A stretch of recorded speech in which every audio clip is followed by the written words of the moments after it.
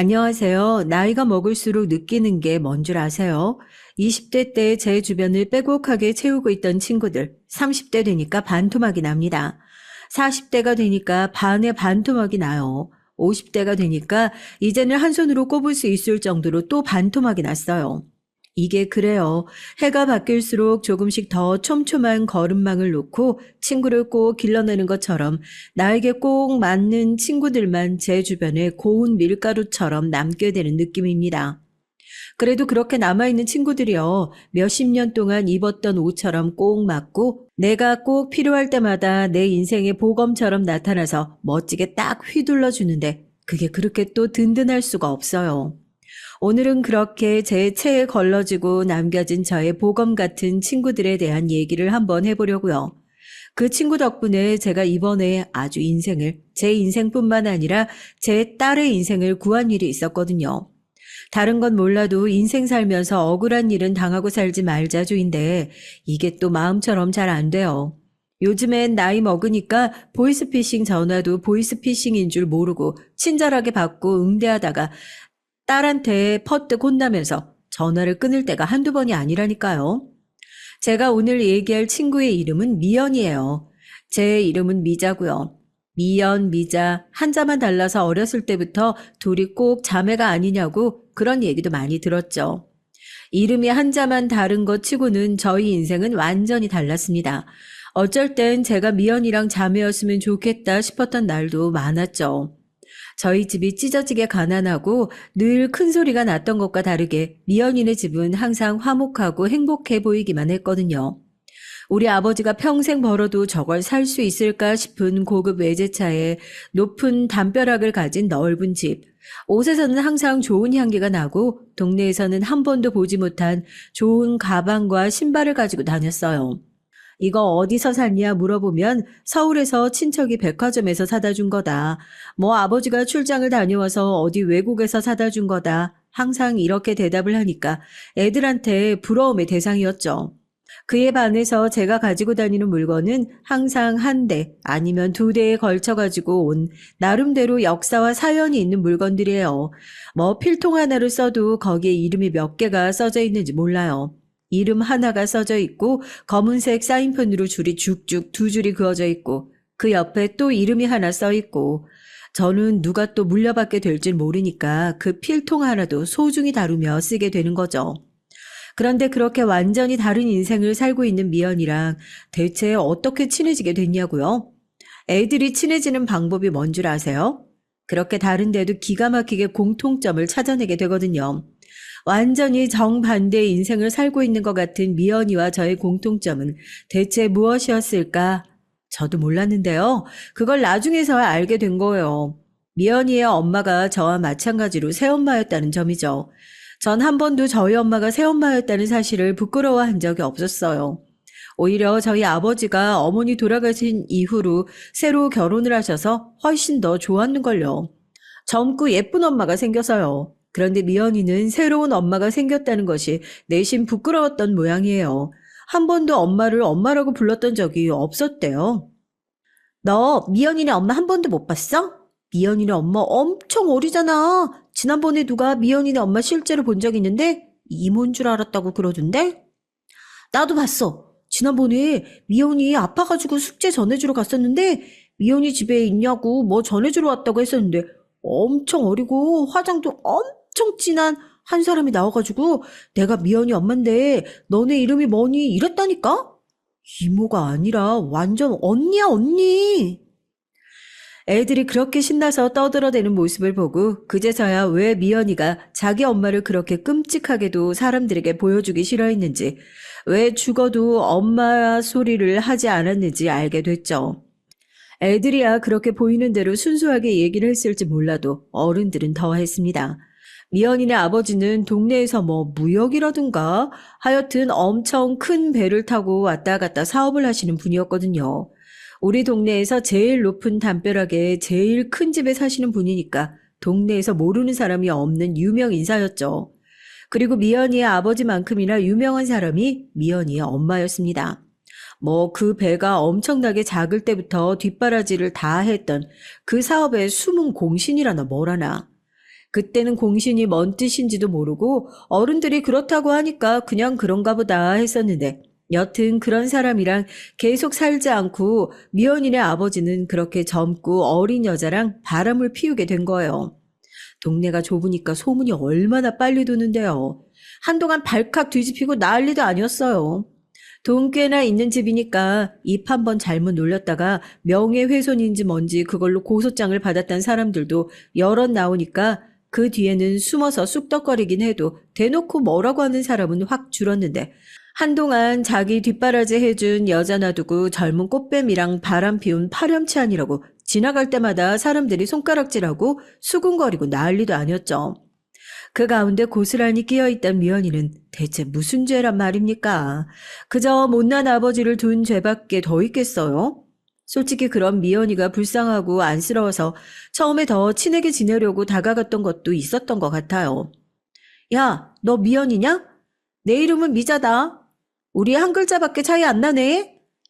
제 말도 안 되는 소개에 미연이도 어이가 없었는지 피식 웃으면서 그래 그러네 우리 앞으로 친하게 지내자 하고 악수를 하려고 손을 내밀더라고요. 그렇게 우리는 어이없는 단짝이 됐습니다. 새엄마 새엄마 소리를 입에 달고 사는 제게 미연이는 부럽답니다. 너야 어머니 돌아가시고 아버지가 결혼하셔서 동네 사람들이 다 인정해준 결혼이잖아. 우리 아버진 조강지쳐 버리고 꽃뱀이랑 바람났다고 사람들이 다 손가락질한다고. 자식한테도 인정 못 받는 결혼이 무슨 결혼이냐? 난 죽을 때까지 새엄마라고 안 불러. 나한테 엄만 죽을 때까지 한 명이야. 바람 피우는 것들 싹 다 죽었으면 좋겠어. 아버지 때문인진 몰라도 미연이는 결혼, 남자, 사랑 이런 것들에 대한 어마어마한 적대감을 가지고 있는 사람이었어요. 또래 친구들이 드라마를 보면서 진정한 사랑을 찾아 헤맬 때도 결국 저런 것도 나중에 다 깨지고 아무것도 아닌 게 된다고 그 나이 때엔 어울리지도 않는 자조적인 모습을 보여주기도 했었죠. 아버지도 싫고 새어머니도 싫고 그 누구도 가족으로 인정하지 않던 미연이가 유일하게 가족으로 인정하는 사람이 있었으니 그게 누구냐 하면 생판 피 한 방울 섞이지도 않은 바로 저희 가족이었습니다. 대체 왜냐고요? 저랑 단순히 붙어 다녀서요? 아니요. 저희 집에서 미연이만 보면 불러다 앉혀서 밥을 챙겨줘서요? 그것도 아니요. 이것도 아주 동네가 뒤집어질 만한 떠들썩한 사건이 하나 있었거든요. 말로만 꽃뱀 했었지 나이가 어리고 예쁘장하게 생겼다는 것 그리고 미연이의 아버지 비서로 일을 했다는 의심스러운 정황을 제외하고는 정말로 미연이의 새어머니가 꽃뱀이라고 할 만한 증거는 아무것도 없는 상황이었어요. 그저 본처를 밀어내고 그 자리에 떡하니 차지하고 있으면서도 제대로 된 결정적인 증거가 없어서 간통죄로 처벌을 받지도 못한 그런 천인공노할 사연만 가지고 있는 사람일 뿐이었죠.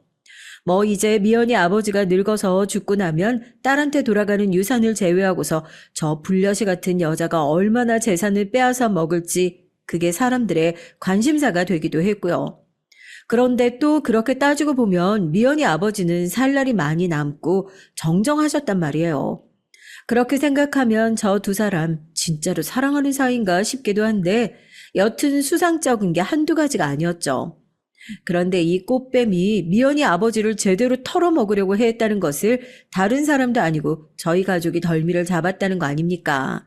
아직도 명절에 가족들이 모이면 그때 얘기를 할 정도로 한동안 동네에서 엄청난 이슈가 됐었어요. 그때도 아마 명절 때쯤이었던 것 같은데 미연이 새엄마가 항상 화장도 진하게 하고 다니고 몸치장도 화려하게 하고 다니니까 어딜 가든지 눈에 띌래야 안 뗄 수가 없는 인상이거든요. 한 번도 맨 얼굴을 본 사람이 없어요. 그런데 저희 어머니가 그 당시에 미용실에서 일을 하시던 분이었거든요. 미용실에서 일을 하시다 보면 아무래도 화장을 지운 맨 얼굴을 많이 볼 수밖에 없게 되니까 어머니가 어떻게 지나가시던 미연이 새 어머니를 딱 알아보신 모양이더라고요. 어디를 가시는지 화장도 다 지우고 평소랑 달리 수수한 옷차림을 하고 얼굴까지 보자기를 딱 싸고 가는데 또 그걸 어떻게 알아보셨는지 미연이 엄마가 대체 저렇게 하고 어딜 가는 건가 하고 의아하게 생각하신 거예요. 아무래도 평소에 동네에 도는 소문도 있고 하니까 이상하게 생각하신 저희 엄마가 뭔가 딱 촉이 와가지고 뒤를 밟기 시작하셨대요. 이거 아무래도 큰일이 나겠다 싶어가지고 아니나 다를까 수상한 차림새를 한 미연이 엄마가 한 가정집으로 들어가고 저희 어머니는 그걸 보자마자 바로 미연이 아버지에게 전화를 해서 당신 마누라가 지금 아무래도 바람을 피우고 있는 것 같다고 지금 당장 경찰에 신고를 하라고 알려주셨답니다. 처음엔 무슨 소리를 하는 거냐고 황당해 하시던 미연이 아버지도 저희 어머니가 이러다가 진짜로 꽃뱀한테 등골에 빨대 꽂혀서 재산이고 뭐고 쪽 빨려가지고 미연이랑 둘이서 알거지 되어 쫓겨나고 싶냐고 잔뜩 화가 나셔서 발을 동동 구르시니까 그제서야 아차 싶으셔서 경찰에 신고를 하시고 현장으로 막 뛰어오셨고요. 뒤늦게 소식을 들은 미연이도 그 자리에 쫓아왔고요. 그때까지만 하더라도 간통죄가 아직 폐지되기 이전이었고 아시죠? 간통죄가 성립을 하려면 가장 중요한 조건이 딱 그 중요한 순간이 벌어지고 있는 현장을 덮치는 것이 핵심 포인트였거든요. 그렇게 두 짐승들이 뒹굴고 있는 현장을 기적적으로 딱 덮치게 됐고 미연이 새어머니는 결국 간통죄로 잡혀 들어가게 됐답니다. 기가 막힌 얘기죠. 아직도 명절에 왜 저희 집에서 이 얘기가 나오는지 들으니까 이해가 되시지 않으세요? 이것만 가지고도 여기저기 사연 한 편 따로 쓸 수 있을 정도라니까요. 여튼 조강 지쳐 버려서 잘못한 놈은 잘못한 놈이고 그래도 정말로 빈털터리가 돼서 쫓겨날 뻔한 위기에서 구해줬으니까 저희 집이 완전히 은인이나 다름없죠. 항상 새어머니를 수상하게 여기고 미워했던 미연이 입장에서는 저희 가족이야말로 뭐 진정한 가족이라고 할 정도로 더 큰 감동을 느꼈나 봐요. 그때부터는 툭 하면 저희 집에 눌러 앉아가지고 저희 엄마를 뺏어가려고 들질 않나. 하여튼 그때부터 더욱 미연이와 가깝게 지냈던 것 같아요. 미연이 아버지도 그때 이후로 반성을 좀 하신 건지 아니면 그제서야 여자한테 조금은 학을 떼신 건지 그 이후로 새 장가를 드시겠다는 얘기는 쏙 들어가신 것 같고요. 고등학교에 올라가서도 내내 붙어서 지냈던 미연이와 전 각자 다른 지역에 있는 대학을 진학하게 되면서부터 멀어지게 됐습니다. 이렇게 달고 태어난 머리라는 게 다르잖아요. 미연이는 아무리 시골 동네긴 하지만 전교 1등 아니면 안 하는 애였고 정 그런 똥통 학교에서도 뒤에서 1, 2등을 항상 다투던 학생이었는데 어디 걔랑 저랑 비교가 되겠냐고요. 전 항상 장래 희망을 물어보면 현모양처라고 답할 정도로 공부하는 담을 쌓아놓고 지내는 사람이었지만 미연인 꿈을 물어보면 성적 맞춰 의사나 변호사가 될 거라는 재수없는 소리나 늘어놓는 사람이었습니다. 그러니까 자꾸 저희 엄마가 미연이만 보면 딸을 좀 바꿨으면 좋겠다는 서운한 소리를 하는 거 아니겠어요. 하여튼 그래서 걔 법대 들어갔어요. 그때 뭐 TV 프로그램에서 어떤 여자 변호사가 나오는 프로그램을 하나 보더니 거기에 또 꽂혀가지고는 자기는 대한민국에서 제일 잘 나가는 이혼 변호사가 될 거라고 그러더라고요. 결혼은 완전 미친 짓이라니까. 난 죽을 때까지 결혼 안 할 거야. 네가 나 같으면 결혼하고 싶겠냐? 내가 평생 살면서 우리 집에서 봤던 결혼이라고는 2번 다 망한 결혼밖에 없는데 내가 크면서 뭘 보고 배웠겠어. 너도 과학 시간에 배웠잖아. 다른 건 다 속일 수 있어도 유전자는 못 속인다고 그랬어. 내가 아무리 우유를 많이 먹어도 키가 더 이상 크지 않는 것처럼 아마 내가 결혼을 하면 그 피가 어딜 가겠냐고. 내 결혼은 무조건 망하게 되어 있어. 부모님이 하신 2번의 결혼이 보기 좋게 망하지 않았냐면서 아마 자기가 결혼을 하게 되면 무조건 망하게 되어 있다 확신을 하는 눈치더라고요. 나름대로 웃기려고 한 농담이었지만 친한 친구의 입장에서 들었을 땐 조금 짠하게 들리기도 했습니다. 미연이가 좀 더 화목하고 밝은 가정에서 어린 시절을 보냈더라면 남들처럼 평범하게 미연이를 아끼고 사랑해주는 남자를 만나서 아이 낳고 행복하게 잘 사는 모습을 볼 수도 있지 않을까. 저도 그런 미연이의 조카를 예뻐하면서 그렇게 살지 않았을까 종종 그런 생각이 들기도 하거든요. 뭐 저의 그런 발언과는 달리 제 친구 미연이는 법대에 들어간 이후로 아주 승승장구 자기의 인생을 아주 잘 가면서 살고 있지만 말입니다. 공부야 워낙 잘했던 친구니까 법대에 들어가서 대학 시절 내내 우수한 성적으로 학기를 마치고 저한테 법대도 별거 없다는 소리를 하면서 뻐기는 것은 물론이고 방학 때마다 저 만날 거 다 만나고 놀 거 다 노는 것 같았는데도 그 어렵다는 변호사 시험을 단박에 통과하는 모습도 보여줬어요. 오히려 미연이를 만나느라고 공부를 못하는 건 저고 손해를 보는 것도 저인 것 같은 느낌이었죠. 쟤는 나랑 놀 거 다 놀아가면서도 변호사 시험까지 합격하는데 난 쟤랑 놀고 들어오면 뭐가 이렇게 하루가 다 간 느낌인지 하여튼 공부란 것도 확실히 체질이 있는 것 같더라고요. 그렇게 아주 다른 길을 걸어가는 것 같으면서도 저희의 인연은 꾸준히 길게 그렇게 이어져 갔습니다.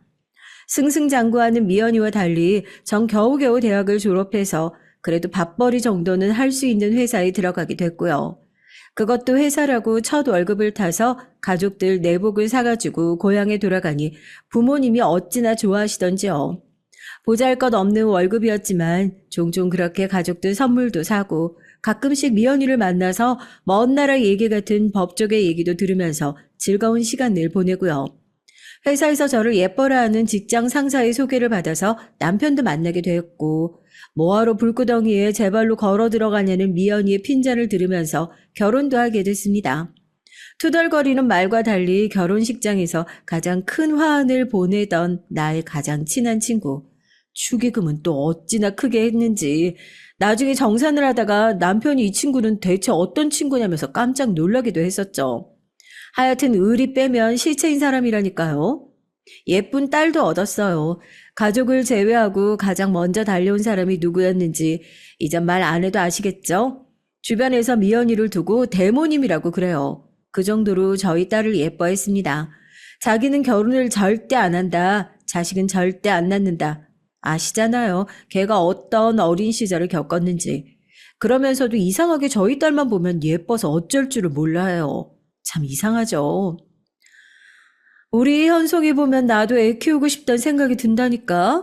너 나중에 현송이 못 키우겠으면 나한테 맡겨라. 내가 아주 끝장나게 잘 키워줄게. 애 먼 엄마 놔두고 왜 너한테 맡기냐고 타박을 줘도 들은 척도 안 하고 현송아 이모한테 엄마라고 해보라고 아주 눈에서 꿀이 뚝뚝 떨어져요.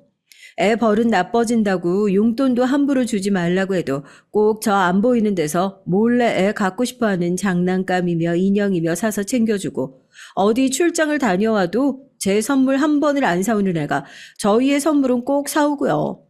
툴툴거리긴 해도 내심 고맙죠. 애를 낳고 나니까 그렇더라고요. 저한테 잘해주는 것보다 저희 애한테 잘해주는 게 더 고마워요. 그때 또 새삼 느꼈죠. 내가 친구가 많이 없는 게 후회스럽지가 않다. 인생에 이런 친구 하나만 있어도 내 인생은 참 성공한 인생이다 하고요. 별 볼 일 없는 직장에서 근근히 먹고 사는 생활이었는데 애 키우는 게 여간 고생스러운 것도 아니고 남편의 벌이가 나쁜 편도 아니어서 전 전업주부로 완전히 집에 들어앉게 됐습니다. 밖에서 늘상 바쁘게 생활하는 미연이는 그래도 여자가 밖에 나가서 사회생활을 해야 한다. 일을 하던 사람이 집에 들어앉으면 우울증 걸리기 딱 좋다고. 애 좀 크면 얼른 다시 직장을 구하라고 제 등을 떠밀었었는데 저도 나름대로 가정을 돌보는 일에 적응을 차츰차츰 해나가고 있었거든요. 하지만 정말 인생은 요지경입니다. 10년째 아무 일도 없이 이 안정에 푹 젖어서 살아가고 있을 때 이렇게 급작스러운 사고가 제 인생을 들이받게 될 줄 몰랐거든요. 평소와 다름없이 안전운전하라고 건강히 잘 다녀오라고 배웅을 해주고 출근을 시킨 남편이 사고로 황망하게 세상을 떠나게 되고 저와 어린 딸을 덩그러니 남겨두게 될 줄 대체 누가 알았겠어요. 미연아, 나 어떡하면 좋니? 나 우리 현송이 혼자서 앞으로 어떻게 키우라고? 아, 나 앞으로 어떡하면 좋아? 나 앞으로 어떻게 살아? 그 힘든 시기 옆에 있어 주었던 것도 든든한 제 친구였습니다. 그 당시 판사가 되어 있던 미연이는 남편의 사고 소식에 가족들보다 먼저 장례식장으로 달려와 저와 어린 딸을 끌어안고 함께 울어주며 갑작스러운 사고 소식에 아무것도 하지 못하는 저를 대신해서 장례 절차를 다 밟아줬어요.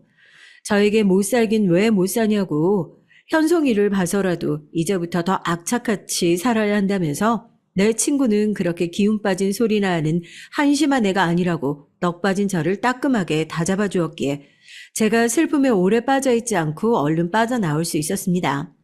연락은 또 어찌나 자주 하던지요. 밥은 먹었냐? 현송이는 뭐하고 있냐? 넌 지금 뭐하냐?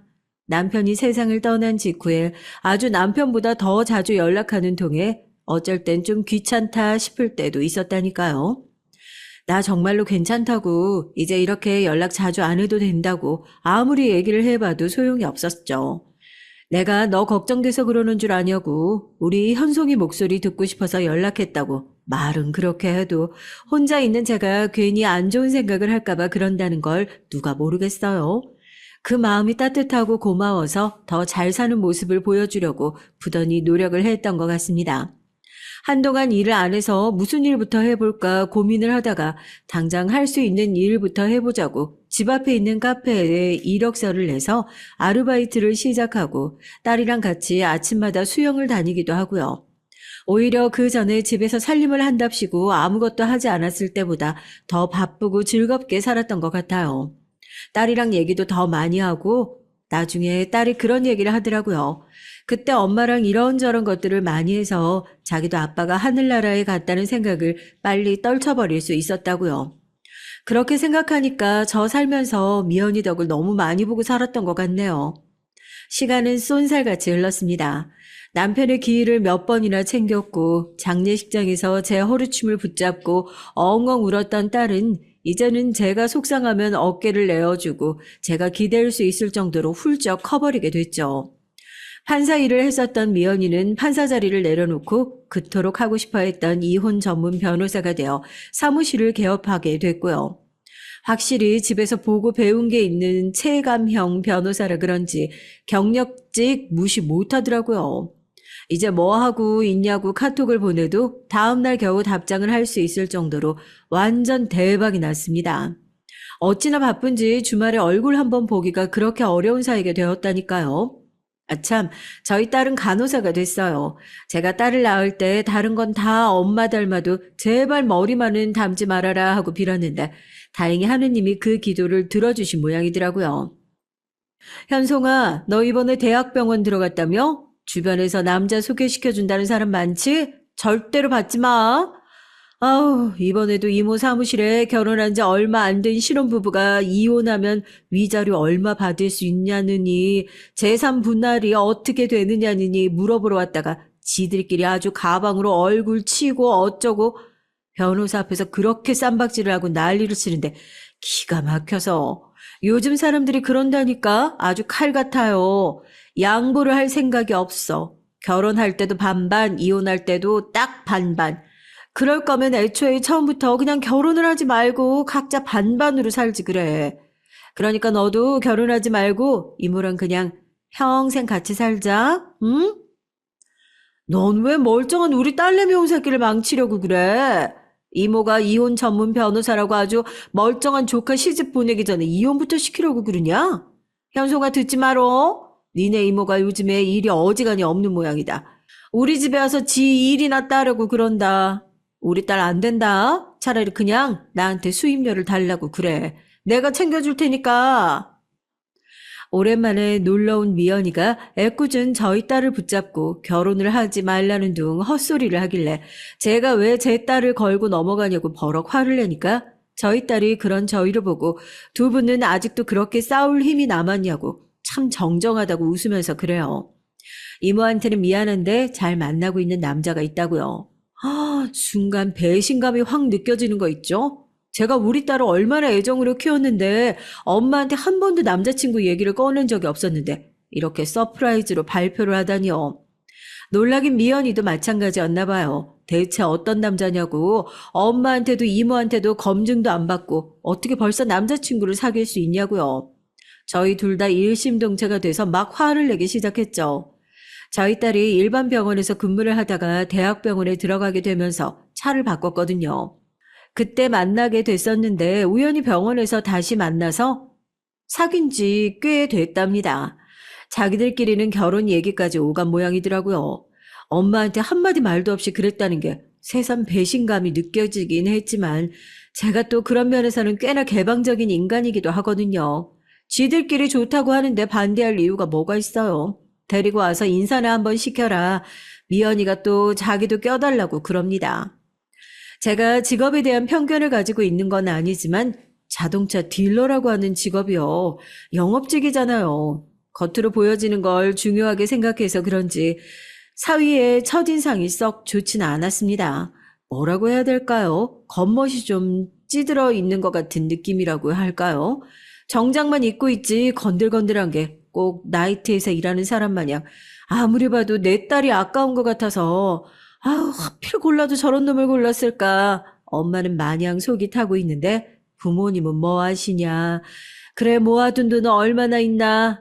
앞으로 어떻게 살 계획인가 이것저것 물어보는 내내 옆에서 안절부절 꼭 똥마려운 강아지처럼 무릎도 제대로 꿇지도 못하고 우물쭈물하던 딸에게 대체 뭔 얘기를 하려고 그러냐. 참지 못하고 한 소리를 하니까 그럽니다. 엄마 나 사실 임신했어 하고요. 순간 자리가 싸하게 얼어붙어 버렸습니다. 너 미쳤어? 결혼도 하기 전에 엄마가 널 어떻게 키웠는데 네가 지금 제정신이야? 어? 아니 어떻게 여자애가 그렇게 몸을 함부로 굴릴 수가 있어? 미쳤어 미쳤어. 화가 난 제가 일어나서 딸의 등짝을 마구 때리기 시작했고 홀몸도 아닌데 제발 참으라고 다들 저를 붙잡고 뜯어 말렸죠. 딸은 잘못했다고 엉엉 울고 저도 속상해서 눈물이 찔끔 나더라고요. 얼마나 귀하게 키운 딸이었는데 이렇게 결혼 허락을 받기도 전에 덜컥 임신을 하면 시댁에서 우리 딸을 혹시라도 쉽게 보지 않을까 속상한 마음에 가슴이 덜컹 주저앉는 것 같았습니다. 얼마나 똑똑하고 귀한 자식인데 이런 이유 때문에 혹시라도 홀대받으면 어떡하나 하고요. 임신까지 한 마당에 이제 진짜 결혼을 반대할 이유가 없어져 버리게 됐죠. 안 그래도 밉상이었던 사위가 더더욱 미워지는 순간이었습니다. 자네라도 조심했어야지, 어? 결혼도 안 했는데 자네가 더 조심했어야지. 죄송합니다, 장모님. 그래도 저 이 사람이랑 저희 아이 끝까지 책임지겠습니다.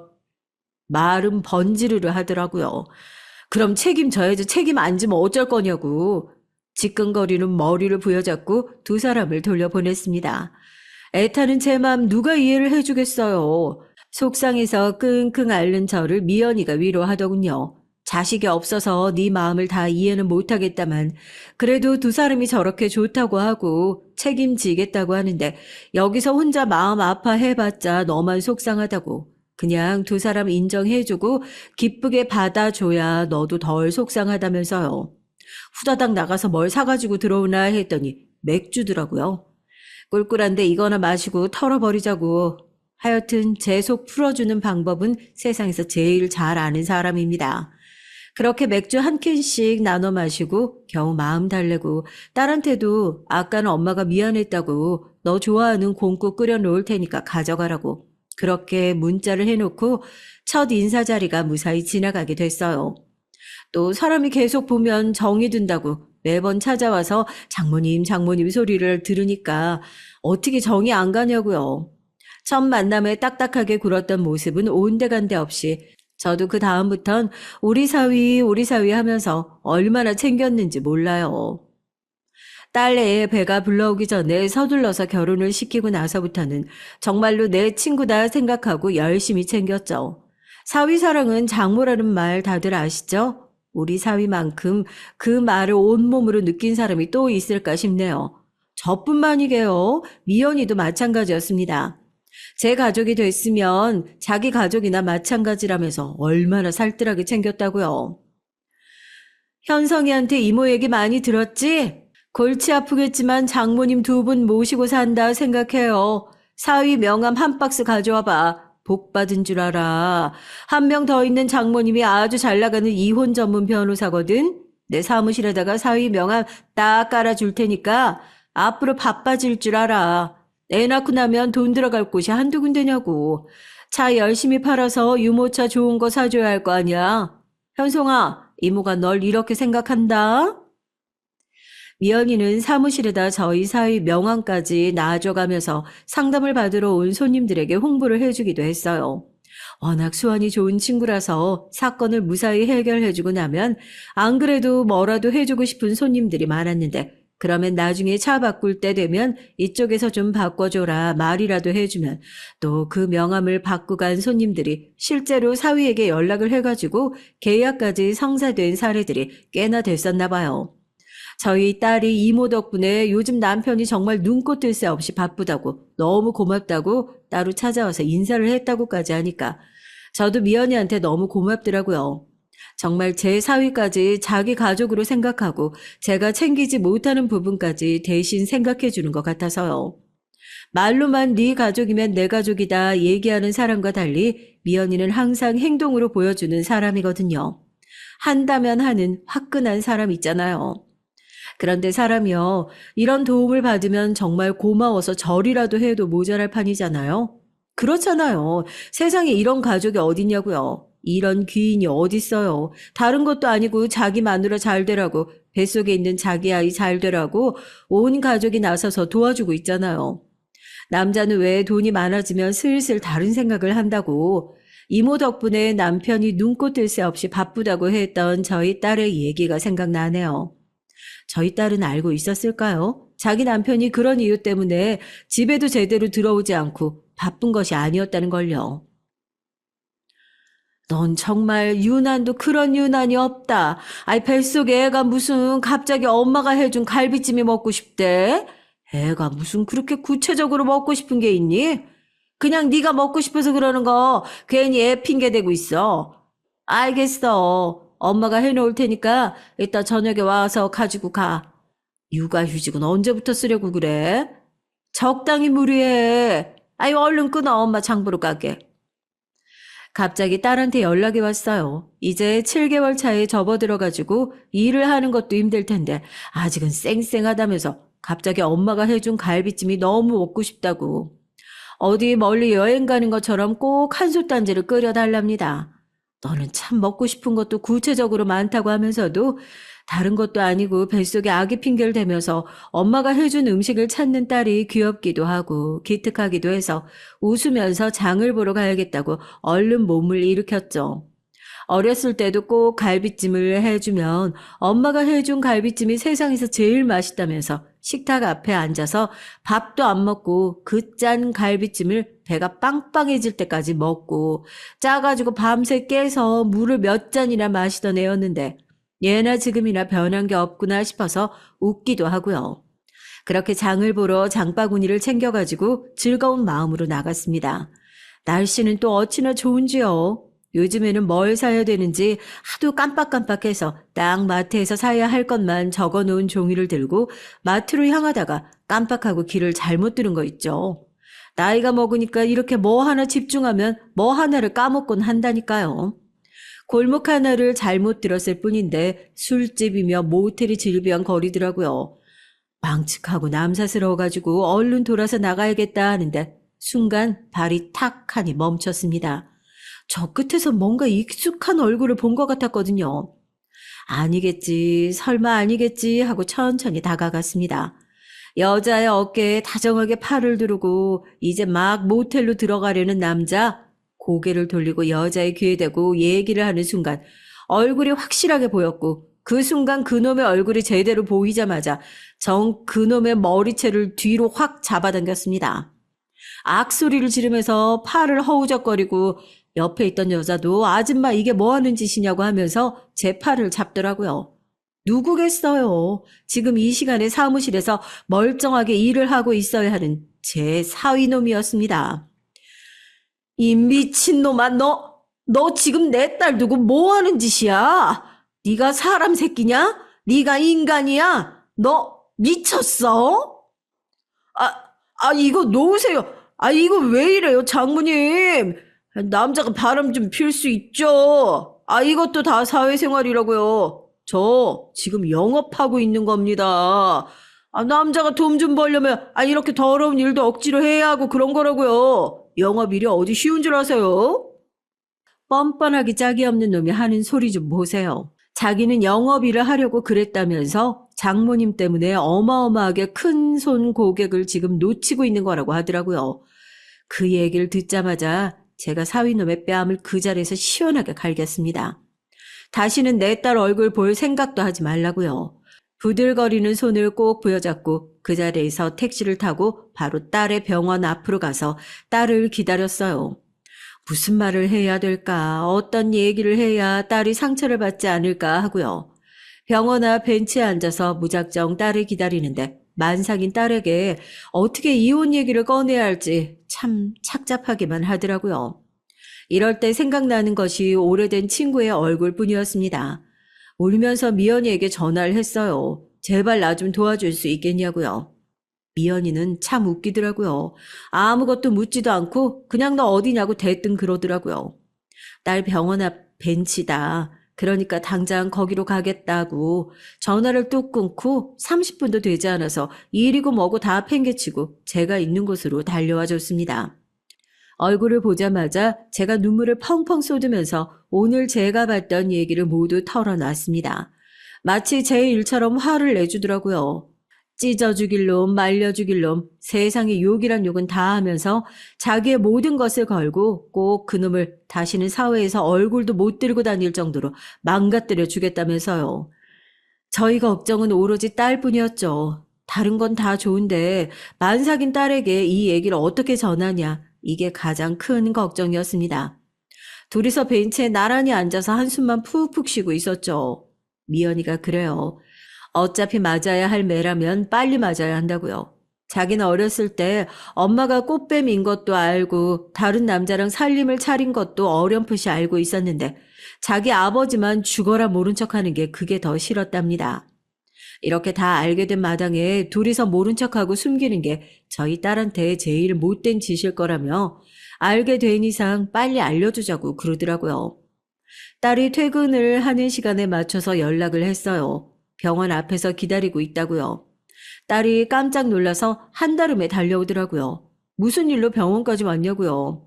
아무것도 모르는 딸의 얼굴을 보자마자 눈물이 왈칵 날 것 같더라고요.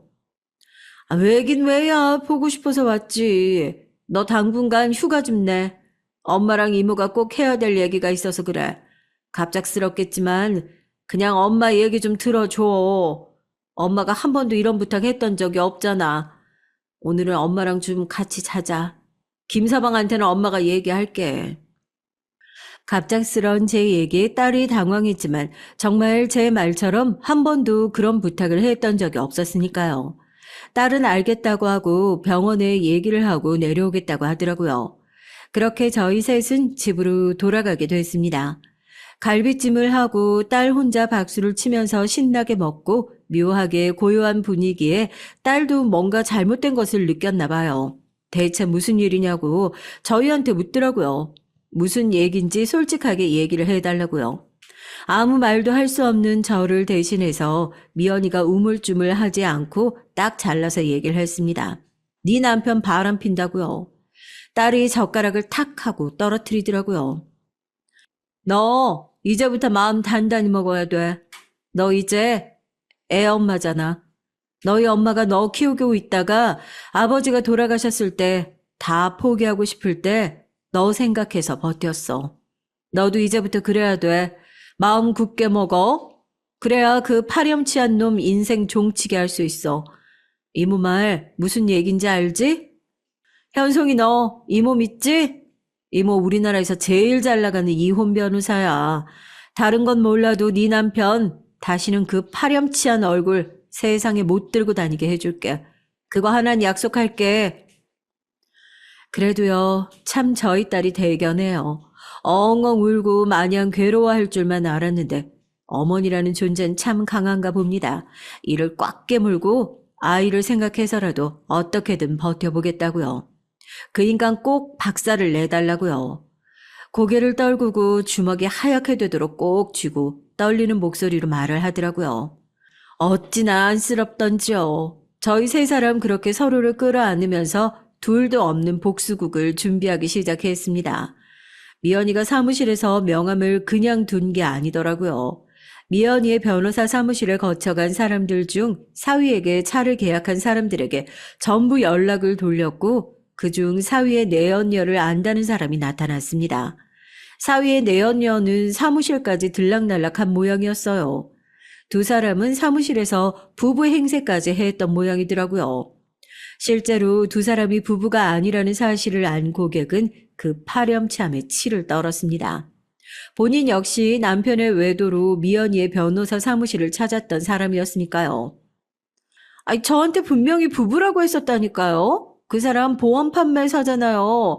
저 그때 명함도 받았어요. 찾아보면 어디 있을 텐데. 뭐 필요한 거 있으면 제가 도울게요.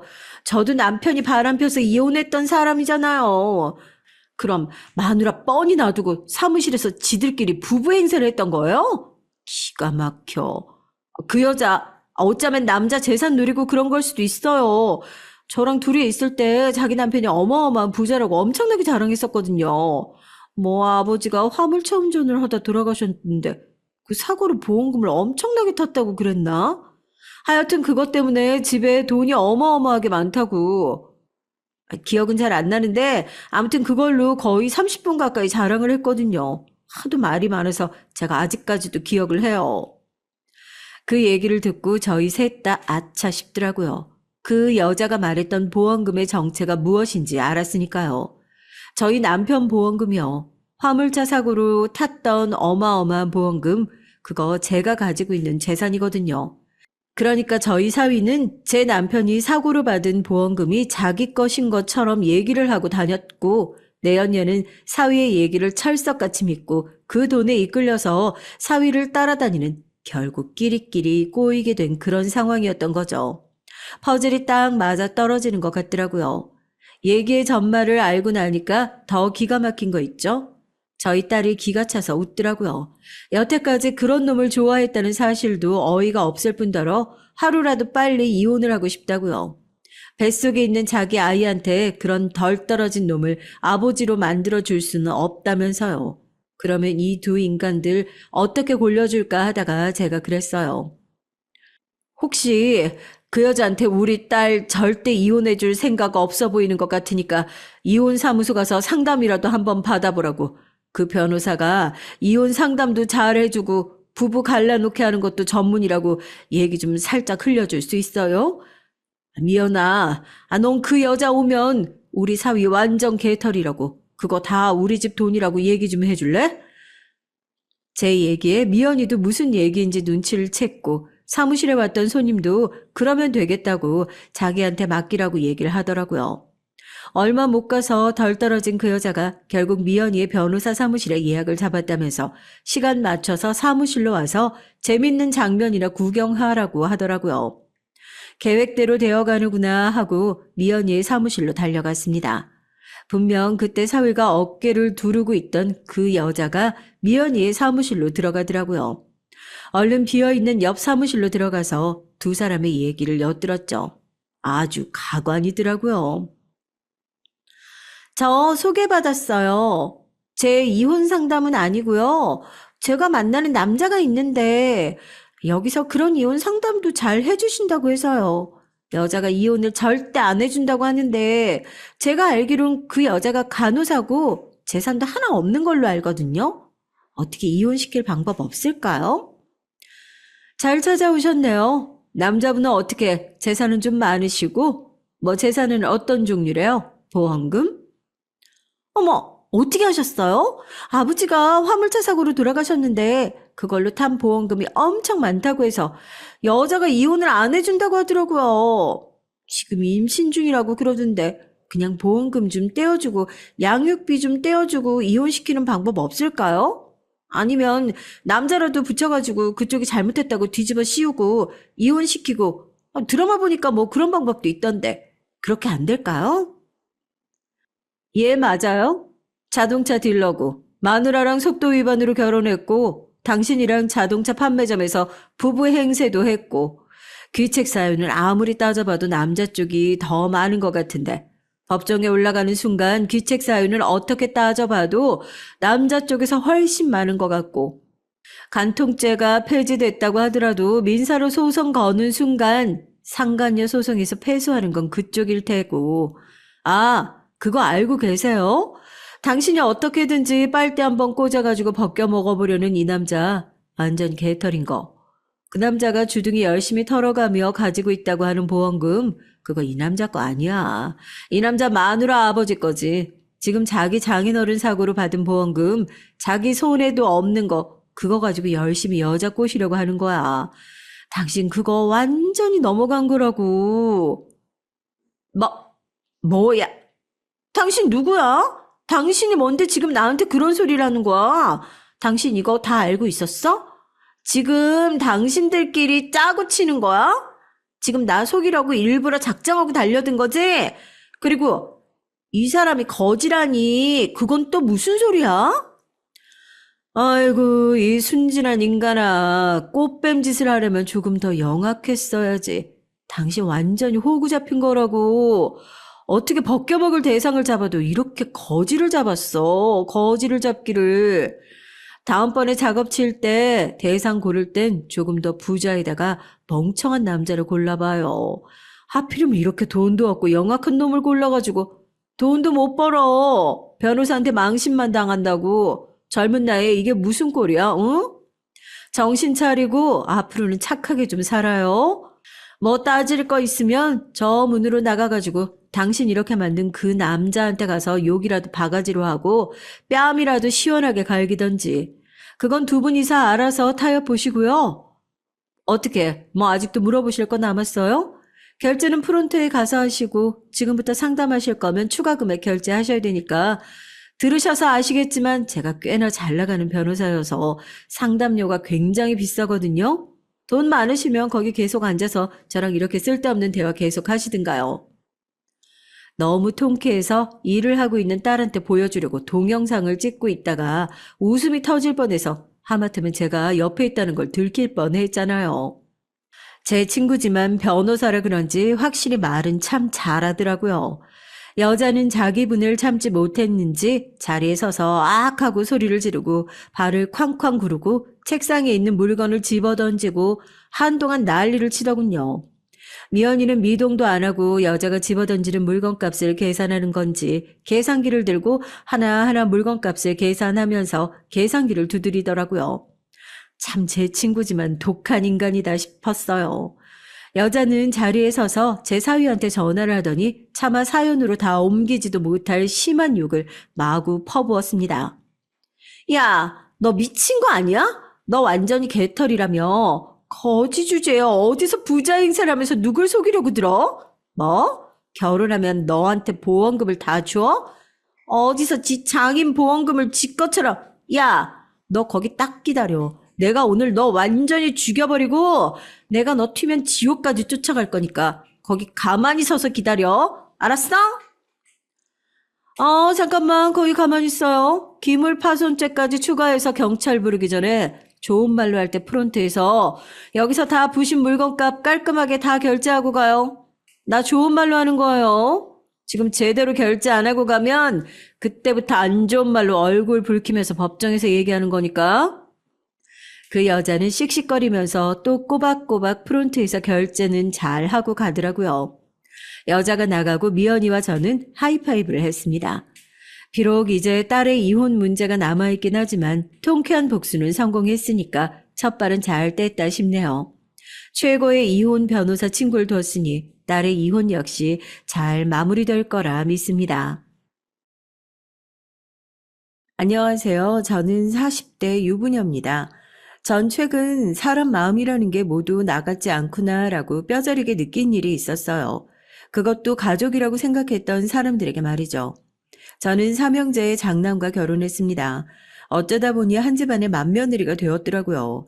남편과 전 여행 중 운명처럼 만나서 사랑에 빠져 결혼하게 됐어요.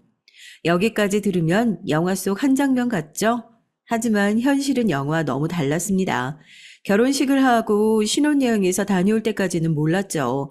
결혼 생활이라는 게 생각처럼 쉽지 않다는 걸요. 다행히도 저와 남편 사이엔 아무런 문제가 없었어요. 남편과는 사이가 아주 좋았죠. 문제는 시댁 식구들이었습니다. 특히나 동서들과의 관계 때문에 제가 아주 골치가 아파요. 말씀드린 대로 저와 남편은 여행하다가 만난 사이라 서로의 조건에 대해서 전혀 모르는 상태에서 만났어요. 만나고 몇 개월 동안은 이름과 나이 말고는 별로 아는 게 없었죠. 차차 남편과 가까워지면서 이런저런 얘기를 나누다 보니까 남편네 집안이 모두 다 교육자 집안이라는 걸 알았어요. 시아버지는 대학 교수로 얼마 전 퇴직하셨고 현재 사회단체의 고문으로 계세요. 시어머니는 초등학교 교장 선생님이고요. 그뿐만이 아닙니다. 남편과 시동생들도 모두 다 학교 선생님이에요. 심지어 막내의 시동생은 대학 교수고요. 남편의 프로포즈를 받았을 때 전 당연히 좋았지만 한편으로는 부담스러웠어요. 남편네 부모님께서 저를 어떻게 생각하실까 걱정이 됐거든요. 사실 우리나라에서는 여전히 조건을 많이 따지잖아요. 조건만 따지고 보면 제가 남편과 비교했을 때 많이 부족해요. 제가 대학을 들어가긴 했는데 사정이 있어서 중간에 그만뒀거든요. 엄연히 졸업을 못했으니 따지고 보면 고졸인 거죠. 반면 남편은 교육대를 나와서 임용고시를 단번에 합격하고 현재 초등학교에서 아이를 가르치고 있어요. 전 혹시나 제가 고졸이라 부모님께서 반대하시면 어쩌냐고 남편에게 물었습니다. 남편은 당연히 그럴 리 없다고 저를 안심시켰죠. 우리 부모님이 다 교육자시잖아. 그런 거 가지고 사람 판단하고 평가하실 분들 아니야. 남편 말대로 예비 시부모님들이 정말 그런 분들이기를 바랬습니다. 제가 사실 고졸인 거 말고는 부족한 게 많아요. 아버지가 어릴 때 일찍 돌아가셔서 어머니가 가장으로 사시느라 친척들 집 여기저기를 전전하며 어린 시절을 보냈어요. 그게 뭐가 문제냐 하시는 분들도 있겠지만 제가 지금까지 살아보니까 주변의 시선이라는 게 참 견디기 힘든 거더라고요. 아무리 친척이어도 친부모는 아니다 보니까 눈칫밥을 먹을 수밖에 없었죠. 당연한 걸요. 어려운 형편에 저까지 입히고 먹이는 게 쉬운 일은 아니잖아요. 그러다 보니 전 어릴 때 일찍 철이 들었습니다. 불만이 있어도 잘 참고 주변 사람들을 먼저 배려했어요. 나이가 들면서 가까워진 사람들에게 제가 살아온 환경이나 제 상황을 얘기하다 보면 결국은 다들 저를 좀 불쌍하게 생각하더라고요. 정 그게 싫었습니다. 그래서 언제부턴가 주변 사람들에게 제 얘기를 하는 게 좀 어렵더라고요. 대학을 다니다가 중간에 그만두었다는 얘기를 하면 하나같이 같은 반응이었습니다. 학비 아깝게 왜 그랬냐? 분명히 나중에 후회할 거다라는 식이었죠. 그럴 때마다 전 절대 후회하지 않는다. 지금 하는 일이 너무 좋다고 얘기를 하곤 했지만 다들 믿지 않는 눈치였습니다. 전 그런 반응들이 싫어서 그때부터는 굳이 구구절절 제 과거를 설명하지 않고 그냥 고졸이라고 말해버렸어요. 이력서에도 그냥 고졸로 다 적었고요. 오히려 그 편이 더 편하더라고요. 만약 저의 조건 때문에 예비 시부모님이 결혼을 반대하신다면 전 견디기 힘들 것 같았습니다. 하지만 제가 사랑하는 사람과 결혼하기 위해선 꼭 한 번은 넘어야 할 산이니까 견뎌야 했죠. 전 디저트 카페에서 빵과 케이크를 만드는 일을 했어요. 제가 일하던 카페가 그 동네에서는 제법 알아주는 곳이었지만 사실 젊은 사람들 사이에서나 유명한 거지 어른들이 알아주실 만한 일은 아니잖아요. 전 예비 시부모님에게 제가 하는 일에 대해 쉽게 소개해드리고 싶어서 직접 만든 케이크와 쿠키를 가지고 인사를 갔습니다. 제가 만든 쿠키와 케이크를 보고는 예비 시부모님들도 처음엔 좋아하셨죠. 그런데 제가 고졸이라고 현재 디저트를 만드는 일을 카페에서 하고 있다고 얘기를 하자 살짝 표정이 달라지시더라고요. 거기다 아버님이 안 계시고 어머님은 혼자 사신다는 얘기까지 하니까 입을 딱 닫으셨습니다. 물론 대놓고 제게 뭐라고 하신 건 아니지만 절 100% 마음에 들어 하시는 것 같지는 않았어요. 어머나 예쁘게 잘 만들었다. 아유 이런 걸 베이킹이라고 하는 거지? 그런 건 취미로만 하는 건 줄 알았는데 아유 이런 걸로 돈도 벌고 대단하네. 대단하긴 한데 그래도 공부는 좀 더 하지 그랬어. 나중에 아이 낳고 그러면 후회할 텐데. 하긴 아버지도 없이 어머니가 혼자 벌어 자식 대학 보내는 게 쉬운 일은 아니지. 예비 시부모님은 두 분 다 선생님이라 그런지 딱 스승님처럼 말씀하셨습니다. 애써 좋게 포장해서 얘기하셨지만 어쩐지 대놓고 마음에 안 든다고 하시는 것보다 마음이 쓰였어요. 당시 남편은 부모님이 제가 마음에 들지 않아서 하신 말씀을 절대 아닐 거라고 했지만 제 입장에선 어쩔 수 없이 저를 받아주셨다는 느낌이 강했어요. 남편이 저와 결혼을 하겠다고 단호하게 얘기를 했으니까요. 그래도 결혼 허락을 받기는 했습니다. 남편의 추진력으로 그 해에 바로 식을 올렸어요. 전 시부모님께 보란 듯이 더 열심히 일하는 모습을 보여드리려고 애썼습니다. 제가 아무리 제 일을 사랑하고 열심히 한다고 해도 시부모님이 생각하시기엔 제가 하는 일이 일반적인 직장이라기보단 그냥 동네의 작은 가게에서 아르바이트 정도 한다고 여기시는 것 같았죠. 전 얼른 돈을 모아서 제 이름으로 된 가게도 내고 성공도 하고 싶었습니다. 그런데 그게 생각처럼 쉽지가 않았어요. 결혼한 지 반년도 되지 않아서 바로 제가 첫 아이를 갖게 됐거든요. 분명 저희 부부에게는 너무 좋은 일이었지만 걱정되지 않는 건 아니었습니다. 시부모님은 제가 일을 그만두기를 바라셨어요. 아니, 제가 일을 그만두는 게 당연하다고 생각하셨습니다. 안 그래도 매일 새벽에 출근하고 주말에도 늦게까지 일하는 거 힘들게 했다 싶었는데 이 김에 얼른 그만둬. 주방에서 일하는 거라 엄연히 몸 쓰는 일인데 뱃속에 아기한테 좋을 리 없잖아. 어머님이 걱정하시는 건 아는데요. 저랑 같이 일하셨던 다른 분들도 다들 만삭 때까지 일하셨어요. 거기다가 요즘 가게가 워낙 바빠서 제가 지금 당장 그만두면 가게에 너무 민폐예요. 제가 몸에 무리가 되지 않는 선에서 다른 직원들이랑 잘 조율을 해볼게요. 그때였습니다. 제 말에 시아버지께서 하실 얘기가 있으신지 슬쩍 시어머니에게 눈치를 주시며 헛기침을 하시더라고요. 세아가, 우리가 이런 말까지는 안 하려고 했는데 네가 하는 일은 언제든지 아무 때나 할 수 있는 일이잖아. 지금 잠깐 쉰다고 일반 직장인들처럼 경력에 문제 생기는 것도 아닌데 뭘 그렇게 고집을 피우니? 엄니, 제가 하는 일에 대해서 잘 모르셔서 그러는데요. 디저트라는 게 워낙 손을 많이 쓰는 일이라 쉬면 금방 손이 굳어요. 지금 일하는 가게도 유명한 곳이라서 아무나 들어갈 수 있는 곳도 아니고요. 시어머니야 저를 걱정해서 하신 얘기겠지만 제게는 상처가 됐습니다. 언제든지 아무나 할 수 있는 일이 세상에 어디 있어요. 전 시어머니와 잘 지내고 싶은 마음에 애써 제 생각을 차분하게 말씀드리려고 노력했습니다. 그런데 그때 잠자코 계시던 시아버지께서 나서셨어요. 내 딴에는 세아가 너를 이해해보려고 노력했다. 근데 도대체가 안 되겠네. 힘들게 하루 종일 서서 학교에서 애들 가르치는 네 남편 아침밥은 한 번 안 차려주면서 남들 먹을 빵 만들어주겠다고 새벽에 나간다는 게 말이 되니? 아버님, 전 사랑하는 사람과 화목한 가정을 만들기 위해서 결혼한 거지 아버님 아들 아침밥이나 차려주겠다고 결혼한 게 아닌데요? 시아버지께서 제가 하는 일에 대해서는 하찮게 생각하시면서 남편 하는 일만 대단하다고 하시니까 순간 저는 욱하지 않을 수가 없었습니다.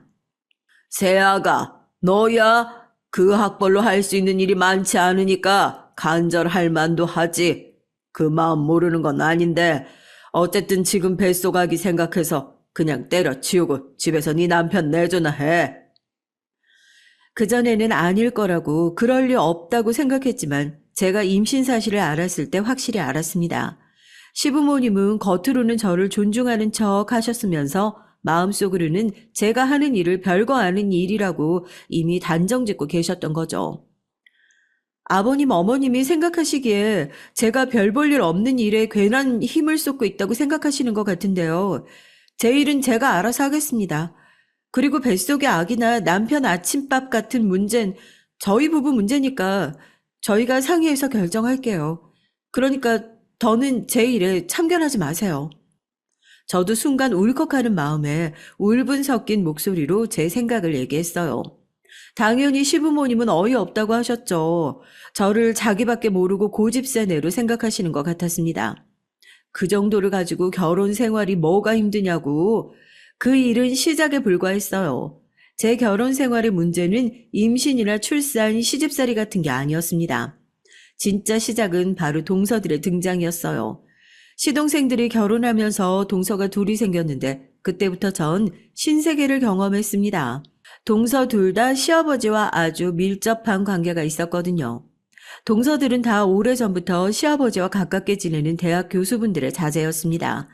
시동생들과 동서들은 어릴 때부터 가족 모임으로 다 알고 지낸 사이였죠.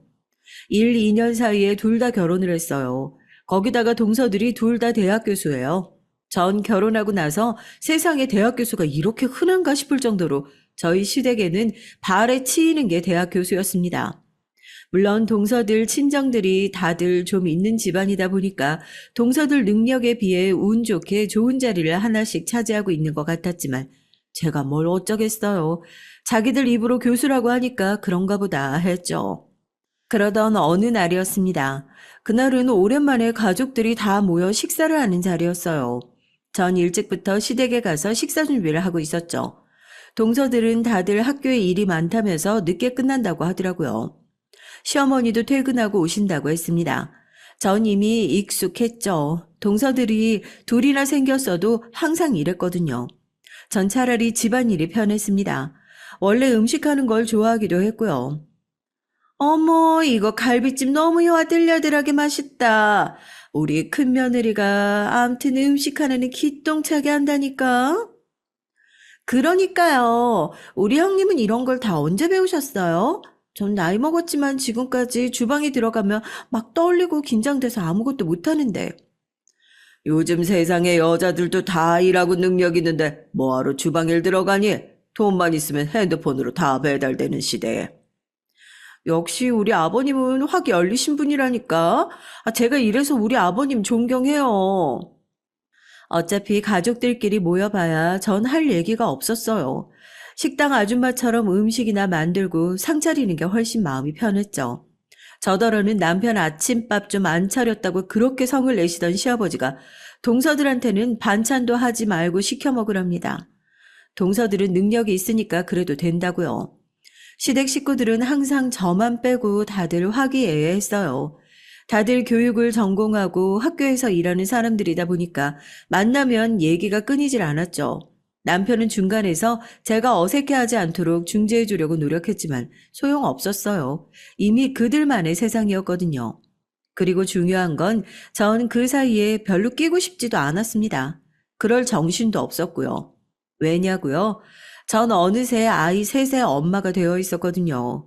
제 가게를 차려서 성공한다는 계획과는 달리 결혼하고 지금까지 내내 아이만 낳았습니다. 첫째 아들을 낳고 바로 다음 해에 딸 쌍둥이를 낳았거든요. 전 쌍둥이들을 낳고 일을 그만둘 수밖에 없었어요. 제가 너무도 좋아하던 일이기 때문에 어떻게든 그만두지 않고 버텨보려고 했지만 그만둘 수밖에 없었습니다. 첫째 아이를 낳았을 땐 남편이 육아휴직을 쓰고 아이를 전담해서 돌봐준 덕에 가능했지만 쌍둥이는 차원이 달랐어요. 도저히 손쓸 방법이 없었습니다. 저와 남편은 혼자 사시는 친정 어머니를 우리 집으로 모시고라도 육아를 부탁해 보려고 했죠. 그런데 시어머니께서 난리가 났습니다.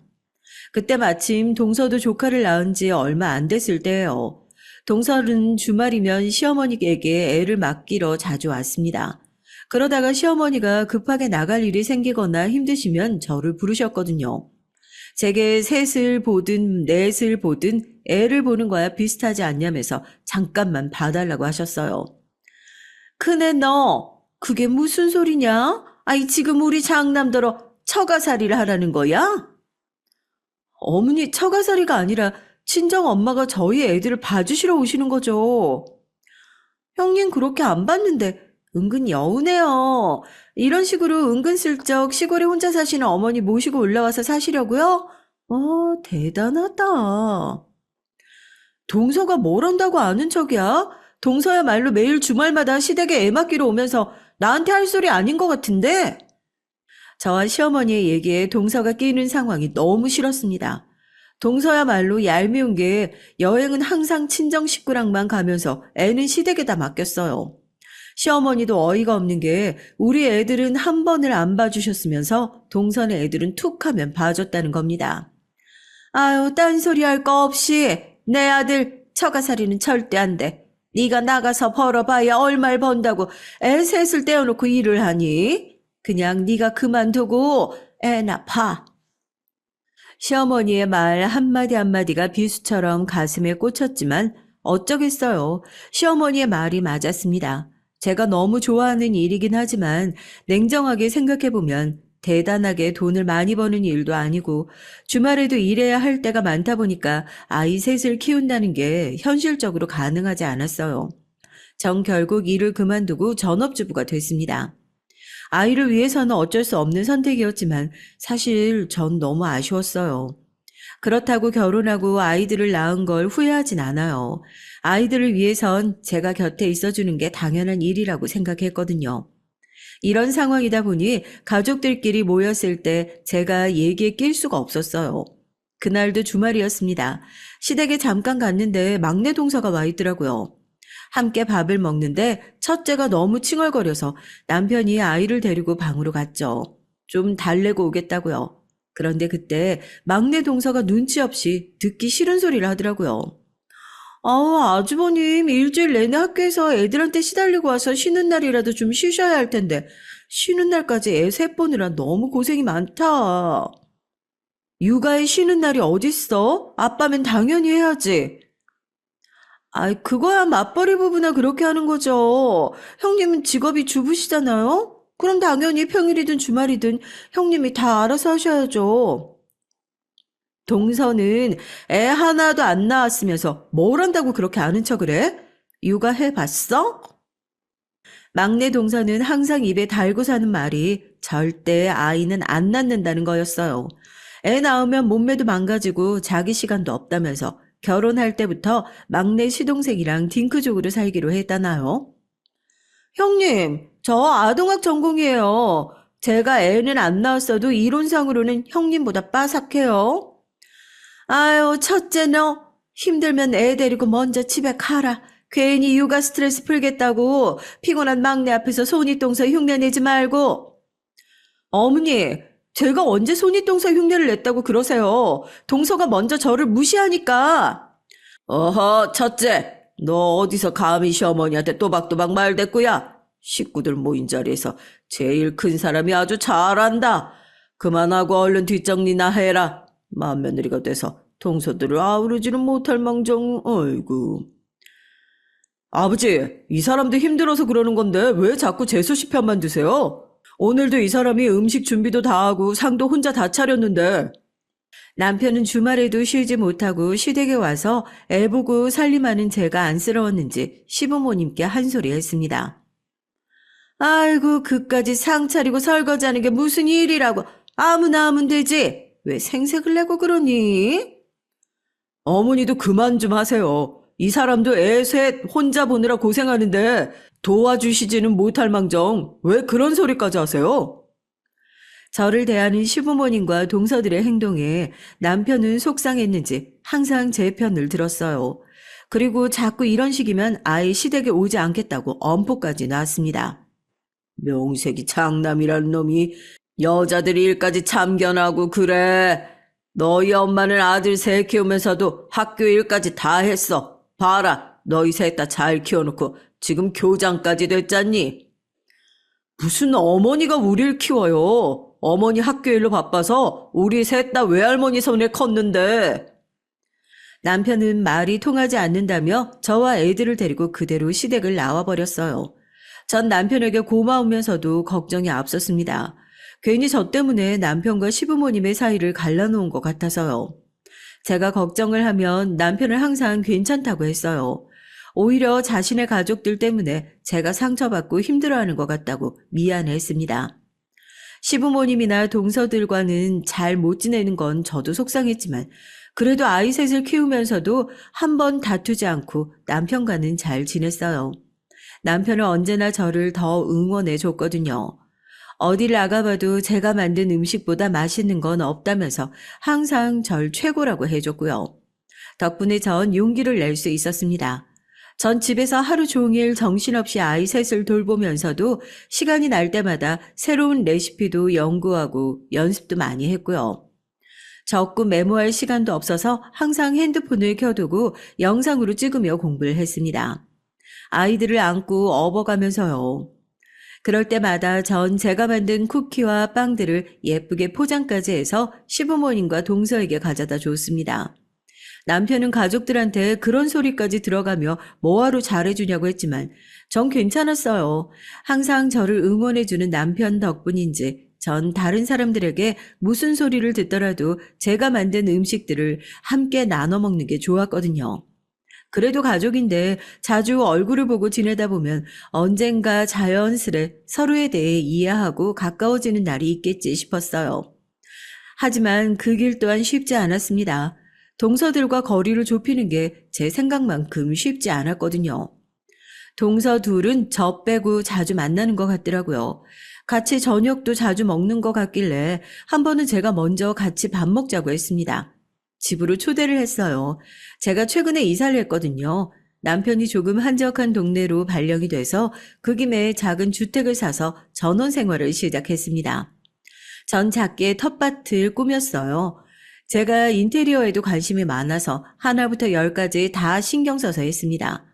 동서들은 이사한 우리 집이 부러운지 연신 예쁘다고 하고 제가 해준 음식도 잘만 얻어먹더니만 마지막에는 꼭 듣기 싫은 소리를 한마디씩 했어요.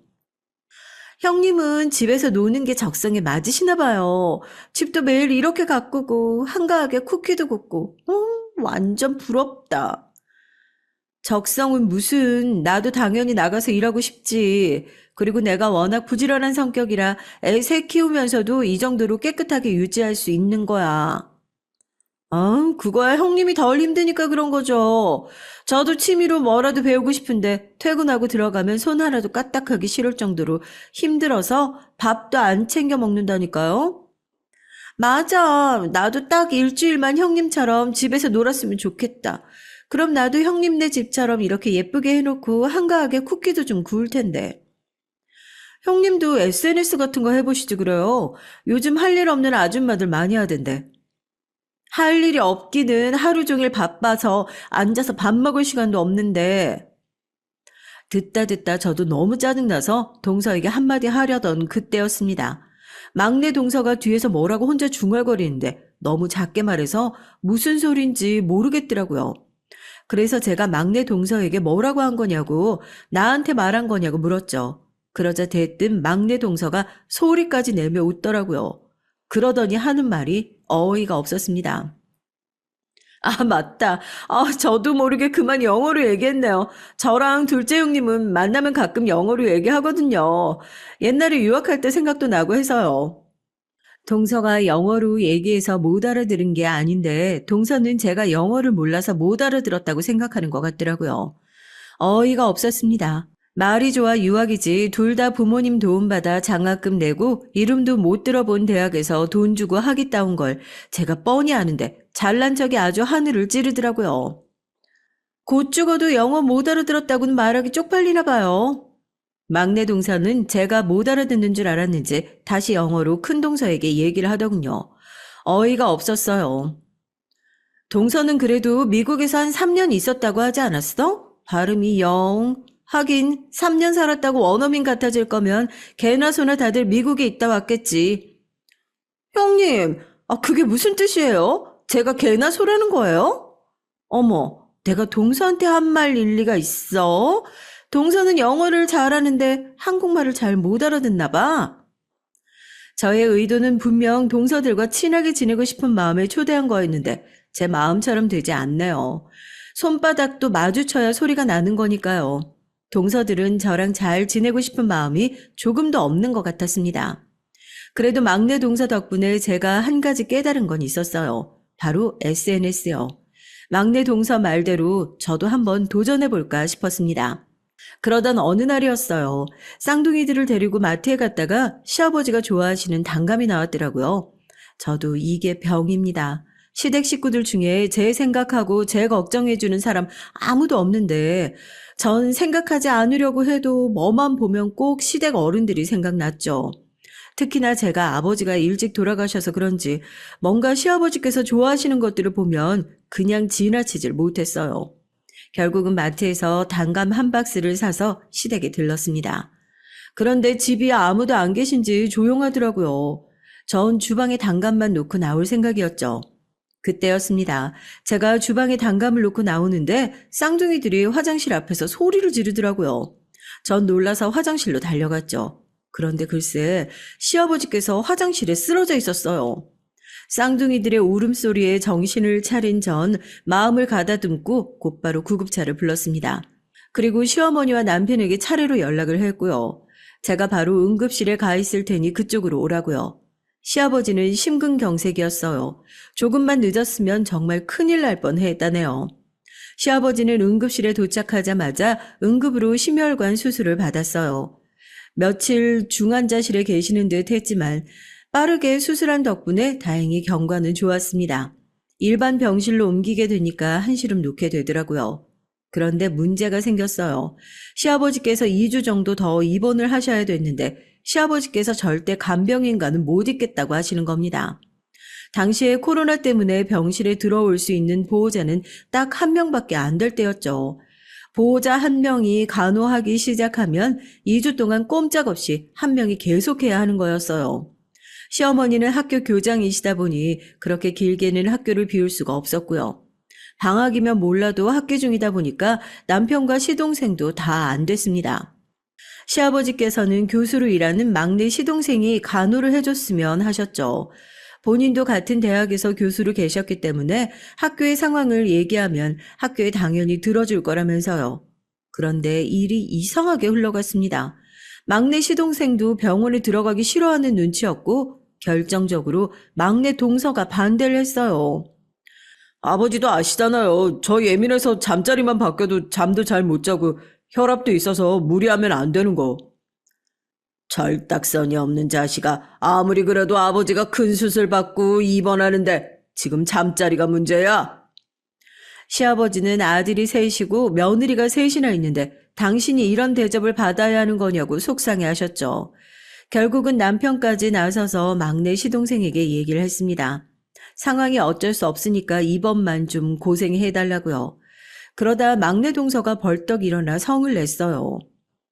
이런 일은 당연히 장남이나 맏며느리가 하는 거지. 왜 말도 안 되는 핑계 대면서 막내대로 하래요? 막내라고 만만해요? 재수씨, 언성 높이지 마시고 이성적으로 생각해요. 당연히 내가 상황이 되면 내가 하죠. 그런데 갑자기 생긴 일이잖아요. 이럴 때일수록 가족끼리 상의를 해서 잘 이겨내야죠. 동서 말이 말도 안 되는 게 시아버지가 중환자실에 있다가 일반 병실로 갈 때까지 다른 형제들은 병원에 코빼기도 안 비쳤어요. 저와 남편이 계속 애들 데리고 왔다 갔다 했고요. 어쩜 이럴 때만 장남이랑 맏며느리를 찾는 건지 어이가 없더라고요. 그래 여보, 뭘 그렇게 화를 내? 내가 하면 되는 거지 뭐. 당신이 이렇게 물러 터졌으니까 형제들이 다 당신한테 시키려고 하는 거 아니야. 직장에서 일하는 사람이 어떻게 2주씩이나 휴가를 내? 매일 놀고 먹는 사람이 버젓이 있는데. 막내 동서는 대놓고 누구라고 말하지 않았지만 분명 저를 흘낏 쳐다봤습니다. 이미 기분이 상한 남편이 막내 동서를 쏘아봤어요. 재수씨, 지금 누구 얘기하는 거예요? 당연히 큰형님 얘기하는 거죠. 큰형님이야 매일 집에서 노는데 당연히 형님이 하셔야죠. 재수씨, 보자 하니까 말이 심하네요. 와이프가 애 셋 보느라 정신없는데 어떻게 아버지를 간호합니까? 애들이 아무나 보면 됐죠. 그게 뭐 월급 받고 하는 일도 아닌데 뭘 대단한 일이라고. 결국 폭발한 남편은 막내 동서에게 화를 냈어요. 그런 사고방식으로 어떻게 대학에서 학생들을 가르치냐고요. 막내 동서와 막내 시동생까지 남편에게 언성을 높이기 시작하자 시아버지의 얼굴이 금방이라도 터지기 일보 직전이었어요. 이 상황을 보다 못해 제가 나섰습니다. 시아버지 수술할 때까지도 한 번도 코빼기도 안 보이던 사람한테 간호 얘기를 해봐야 뭐 하겠어요. 그런 마음으로 아픈 사람 옆에 있어봐야 도움도 안 되지. 아버님 간호 제가 할 테니까 걱정 마세요. 제 말에 가족들 모두 놀랐습니다. 사실 저도 제가 왜 그랬는지 모르겠어요. 그런데 아프신 분을 두고 간호를 한 해 만에 왈가왈부하는 게 싫었습니다. 자식이 아들 셋에 며느리가 셋이나 있는데 자식된 도리로서 누구든지 하면 되는 거 아닌가요? 전 어릴 때부터 가족의 품이라는 걸 모르고 살아서 그런지 가족이 힘들고 아프면 서로 돕는 게 당연하다고 생각했습니다. 저희 친정 엄마가 서울로 잠깐 올라오셨습니다. 아이들은 남편과 친정 엄마에게 맡기고 전 시아버지를 간호했고요. 남편과 시어머니는 저에게 고마워하면서도 너무 미안해했습니다. 특히나 저에게 무관심하던 시어머니께서 하루에도 12번씩 전화가 왔어요. 그리고 지금까지 한 번도 아이들을 안 봐주시던 분이 제가 병원에 들어가자 쉬는 날마다 저희 애들을 봐주셨더라고요. 큰애야, 아유, 너 정말 대단하다. 혼자 애 셋을 도대체 어떻게 키웠니? 나 정말 밥 한 끼도 못 먹고 화장실도 못 갔어. 시어머니는 며칠 아이들을 봐주시더니 제 고충을 좀 알아주시더라고요. 거기다가 지금까지 제가 너무 고생 많았다면서 앞으로는 주말에 한 번씩 아이들을 맡기래요. 당신이 도와주시겠다고요. 꼭 이런 걸 바라고 시아버지 간호를 한 건 아니었지만 전 제가 간호하길 참 잘했다는 생각이 들었습니다. 시어머니와의 관계뿐이 아니라 시아버지와도 사이가 좋아졌거든요. 처음엔 시아버지도 며느리라 좀 불편해하시는 것 같더니만 며칠 제가 살갑게 굴었더니 나중엔 편해하시더라고요. 제 밥이나 잠자리는 괜찮은지 걱정도 해주시고 말이죠. 밤마다 제게 고맙다면서 세상에 저 같은 며느리는 없다고까지 하셨어요. 그렇게 2주 동안 병원 생활을 마치고 시아버지는 퇴원을 했습니다. 퇴원한 날 시댁의 가족들이 모두 다 모였어요. 시어머니께서 특별히 저를 위해 맛있는 것들을 해주신다고 모두 다 부르셨대요. 전 너무 좋아서 눈물이 날 것 같았습니다. 결혼하고 시댁에서 이런 대접은 처음이었으니까요. 식사하는 내내 너무 좋았습니다. 병원에서 잘 씻지도 못하고 잠도 못 잔 건 기억도 나지 않을 정도로 좋더라고요. 그런데 동서들은 그게 또 안 입고 왔나 봅니다. 제가 설거지하려고 주방으로 들어가려는데 제 뒤에서 뭘 또 속닥이더라고요. 능력이 없으니까 몸으로 때우려고 아주 발악을 한다, 발악을. 동서, 설마 지금 나한테 한 소리야? 어머, 제가 무슨 소리를 했다고요, 그러세요? 동서, 내가 뭐라고 했어? 아니요, 전 아무 소리도 못 들었는데. 그냥님이 뭐가 찔리는 게 있으신가 봐요. 괜히 제발 저리시나? 동서들은 분명 저더러 들으라고 떠들어 놓고 이제는 아예 아무 말도 안 한 척까지 하더라고요. 정말 중학교 일진들도 아니고 유치해서 봐줄 수가 없었습니다. 그렇게 샘나면 동서들이 아버님 간호하러 들어가지 그랬어. 거길 저희가 뭐로 들어가요? 우리 아버지가 아프다고 하셔도 갈까 말까인데. 그러게요. 나 대학 보내주고 교수 만들어준 우리 아버지가 입원한다고 해도 고민되는데 시아버지 간호는 좀 오바죠. 내가 언제 너희들한테 간호해달라고 사정했냐? 어디 감히 며느리들이 모여서 시아버지 아픈 걸 가지고 뒤에서 속닥거려? 너희 친정에선 그렇게 가르쳤냐? 하필이면 그때 주방에 들어오신 시아버지가 동서들의 얘기를 들으셨어요. 시아버지는 아직 몸이 다 회복되지 않으신 상태에서 소리를 질렀더니 머리가 아프신지 머리를 부여잡고 밖으로 나가버렸습니다. 혀를 끌끌 차면서요. 그러면 뭐래요? 동서들은 전혀 알아듣지 못하는데요. 한편으로는 동서들이 참 대단했습니다. 저와 달리 어려서부터 부모 눈치 안 보고 살아 그런지 시아버지가 호통을 치셔도 입술이나 삐죽거릴 뿐이지 신경도 안 쓰더라고요. 아버님도 참, 아니 지금이 조선시대도 아닌데 왜 툭하면 저렇게 고루한 소리를 하시는 거야? 그러니까요. 저런 분이 어떻게 대학에서 학생들을 가르치셨나 몰라. 동서, 존경한다고 아버님 앞에서 알랑방귀 낄 땐 언제고 잠깐 안 계신다고 그런 막말을 하는 거야? 애들도 있는데 말 좀 가려서 해. 동서들은 철이 없어도 너무 없었습니다.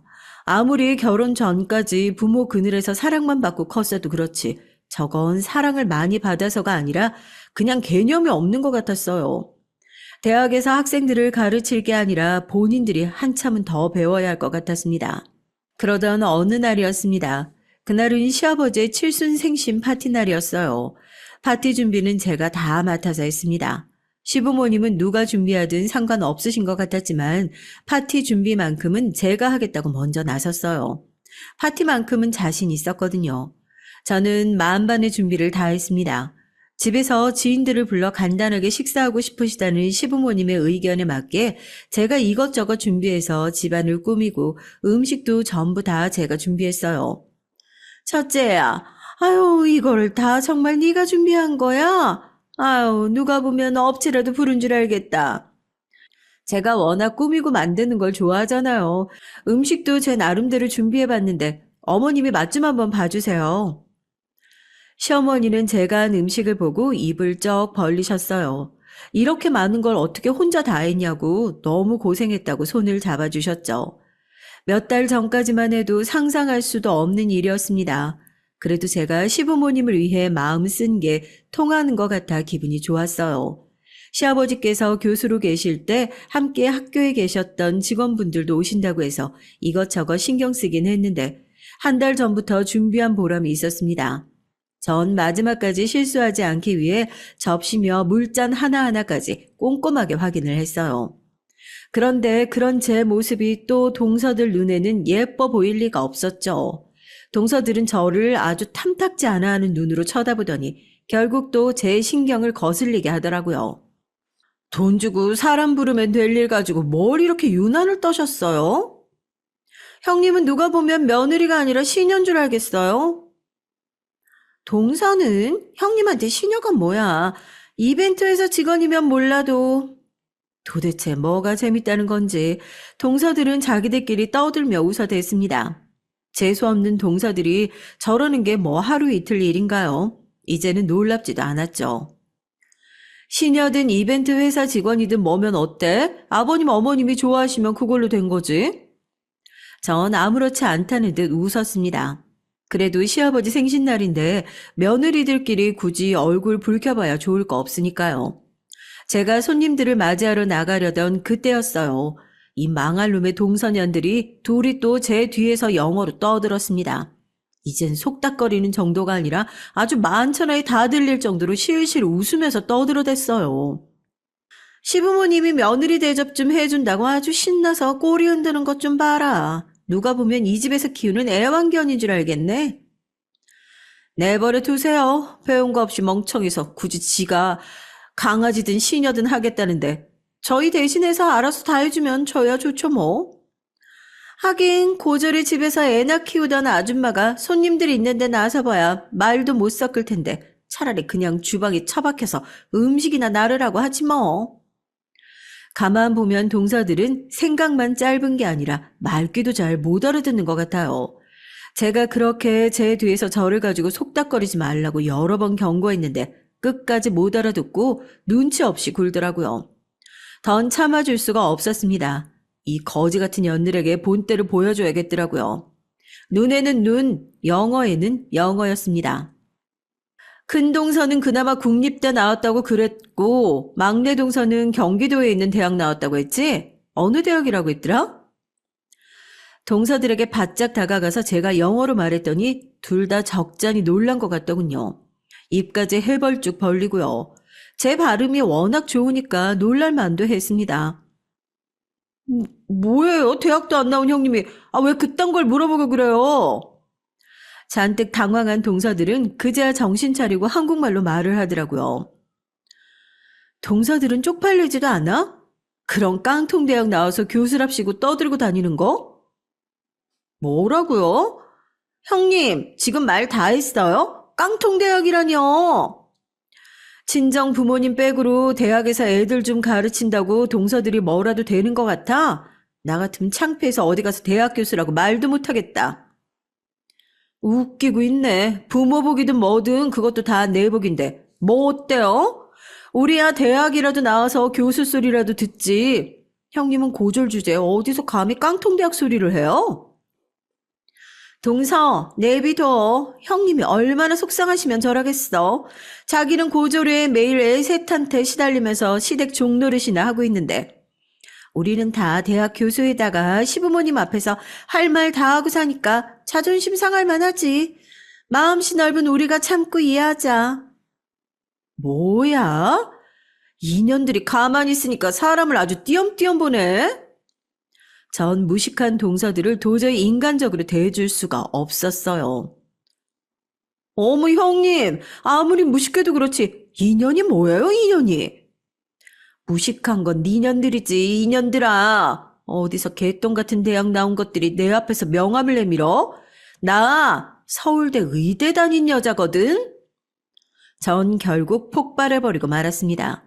곧바로 큰 동서에게 다가가 뺨을 날려줬어요. 막내 동서도 동서였지만 항상 제 옆에서 깔짝깔짝거리는 큰 동서가 거슬렸거든요. 제가 제 입으로 말하기 뭐해서 지금까지 말하지 않았지만 저 서울대 의대를 3년이나 다닌 사람이에요. 삼류대학 나와서 낙하산으로 교수 타이틀 딴 년들하고는 차원이 다르다고요. 저런 년들한테 절대 무시당할 사람이 아니라는 겁니다. 서울대 의대라고요? 형님, 아무리 다급해도 그렇지 무슨 그런 말도 안 되는 거짓말을 하세요? 뭐야? 왜 또 소란들이야? 그때였습니다. 입구에서 손님들을 맞이하고 계셨던 시아버지가 저희끼리 다투는 소리를 듣고 오셨어요. 동서들은 얼굴이 빨개져서는 시아버지에게 다가가 제 얘기를 했죠. 제가 서울대 의대를 나왔다고 거짓말을 한다면서 동서들이 아주 깔깔 웃어댔습니다. 그러자 시아버지께서 동서 둘에게 정색한 얼굴로 버럭 소리를 지르셨어요. 둘째랑 막내, 너희 손윗 사람한테 그게 무슨 말버릇이야? 그리고 우리 큰며느리 서울대 의대 출신 맞거든. 개뿔도 모르는 것들이 어디서 감히 우리 큰며느리를 비웃고 있어? 시아버지는 제가 서울대 의대를 다녔다는 사실을 알고 계셨습니다. 얼마 전 병원에 입원하셨을 때 제가 제 동기들에게 연락을 했어요. 제 친구 중에서 벌써 외과 교수를 단 친구들이 몇 있거든요. 시아버지의 응급수술을 맡아서 해준 교수도 제 친구였습니다. 전 학창시절 내내 공부만 했어요. 다른 낙은 없었거든요. 그러다 운 좋게 서울대 의대를 들어가긴 했는데 적성에 맞지 않았어요. 거기다가 워낙 형편이 좋지 않다 보니까 그 비싼 의대 학비를 감당할 수가 없었거든요. 의대 다니면서 아르바이트 하는 사람은 거의 없지만 저는 해야 했습니다. 그러다 우연히 디저트 가게에서 아르바이트를 했는데 제겐 신세계였어요. 배우면 배울수록 너무 재밌고 행복했거든요. 그래서 결국 서울대를 그만두게 된 겁니다. 사람들은 저를 이해하지 못했지만 전 상관없었어요. 아마 힘들게 의대를 졸업했어도 전 의사가 되지 않았을 거니까요. 병원에서 제 사정을 알게 된 시부모님들은 제게 너무 대단하다면서 고마워하셨어요. 나름 의대를 3년이나 다녔다고 시아버지 간호하는 데 도움이 많이 되긴 했거든요. 전 가족으로서 당연한 일이고 별일 아니라고 생각해서 가족들 앞에서 따로 언급하지 않았습니다. 그런데 이제 보니 저도 생색 낼 걸 그랬어요. 제 동서들 같이 멍청하고 이기적인 년들에겐 말이죠. 재수 씨들이 우리 와이프한테 함부로 대할 때마다 혹시나 했는데 설마 우리 와이프가 고졸이라고 생각해서 따돌린 거였어요? 너희들은 명색이 교수라는 것들이 사람을 그런 식으로 차별했어? 어머님, 아주머님 그런 게 아니고요. 이 사람이 중고등학교 내내 전교 1등만 한 사람이고 서울대도 정시로 갔어요. 재수 씨들하고는 차원이 다르다고요. 아니 그 좋은 대학까지 들어가 놓고 그럼 왜 지금은 이 모양 이 꼴로 사는데요? 그러니까 무시했죠. 동서들은 전혀 자신들의 잘못을 몰랐습니다. 이 모양 이 꼴? 동서, 말 좀 조심해. 내가 사는 꼴이 어때서? 사장님, 테이블 세팅하는 거 다 찍었는데 어떻게 할까요?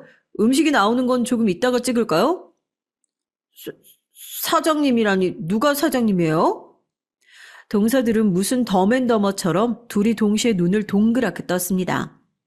누구긴 누구야 너희 큰형님이지. 너희는 동서라는 것들이 손윗동서한테 너무 관심 없는 거 아니니? 그네 SNS 대박 난 지가 언젠데 아직도 몰라? 그랬습니다. 시부모님이 저를 대하시는 게 변한 데에는 제가 시아버지 병간호를 극진하게 해서이기도 했지만 사실 제가 하는 일이 대박이 나서이기도 해요. 몇 개월 만에 이것저것 광고 제의가 들어왔어요. 자신들의 제품을 제 SNS에 노출을 해달라고요. 전 이거다 싶었습니다. 다른 사람들 제품을 광고해줄 게 아니라 저를 홍보해야겠다 싶었죠. 저는 제가 만든 레시피를 공유했습니다. 일절 방부제나 설탕을 쓰지 않고 천연 재료로만 맛을 내는 간식들을 연구하면서 차차 사람들의 반응을 살피며 공부를 했어요. 저는 제 브랜드를 갖게 됐습니다. 시작은 온라인 판매를 했는데 생각보다 반응이 좋아서 따로 가게를 하면 좋을 것 같더라고요. 현재 오프라인 가게도 준비 중입니다. 그래서 직원들도 제가 고용한 거고요. 어떻게 그렇게 빨리 자리를 잡았냐고요? 무엇보다 시아버지의 도움이 컸습니다.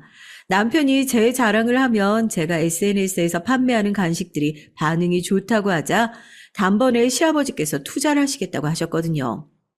내가 생명의 운이한테 이 정도도 못하겠니? 사업은 무조건 자본이 있어야 돼. 보증금이나 임대료는 상관없으니까 제일 좋은 자리로 알아봐. 이 정도면 제가 시아버지 칠순 생신 파티를 위해 열과 성을 다할 이유가 되지 않나요? 제 사업의 가장 중요한 투자자이신데 이 정도는 해드릴 수 있었죠.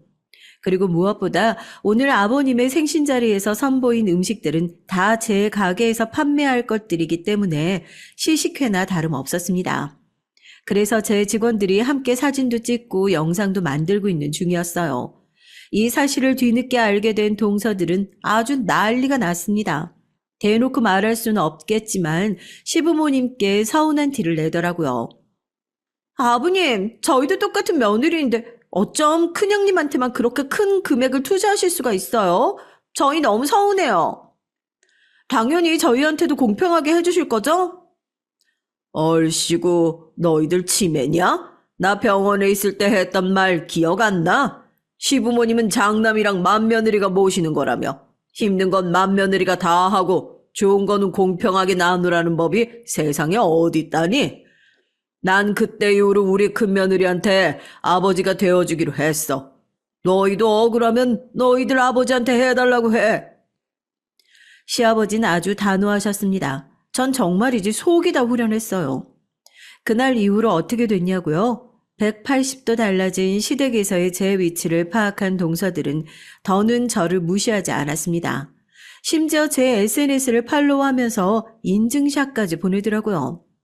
예전엔 둘이 아주 저 하나를 따돌리느라 열심히더니만 최근엔 둘 다 저와 친하게 지내려고 무진장에 애들을 써요. 둘이 싸우면서까지요. 가게 오픈식 날 와서는 서로 먼저 저와 사진을 찍겠다고 난리더라고요. 학교 학생들까지 데리고 와서 저랑 찍은 사진을 곧바로 SNS에 올리고 난리도 아니었습니다. 우리 형님 서울대 의대 다니다가 디저트에 푹 빠져서 단번에 그만두고 디저트계에 한 획을 그으신 분이잖아. 최근엔 백화점 입점 얘기까지 나온다니까? 형님, 우리 형님 소리 민망하지도 않으세요? 사람이 어쩜 그렇게 태세전환이 빨라요? 동서야말로 학교도 멀면서 무슨 빵 먹으러 여기까지 와? 나랑 형님이랑 친해지는 게 어지간히 샘나나 봐? 그만 좀 싸우고 가게 바쁘니까 와서 서빙이나 좀 도와. 저와 동서들은 나름 잘 지내고 있습니다. 저러다 또 언제 둘이 붙어서 저를 괴롭힐지 모르지만 그래도 이제야 좀 질서가 잡힌 것 같긴 해요. 전 앞으로도 요즘만 같으면 너무 행복할 것 같아요. 우리 아이들과 가족들 모두 건강하고 가게도 지금처럼 계속 잘 되면 말이죠. 여러분도 언제나 하고 싶은 일 다 하시면서 좋은 일들만 가득하시길 바라겠습니다. 지금까지 저의 긴 얘기 들어주셔서 감사합니다.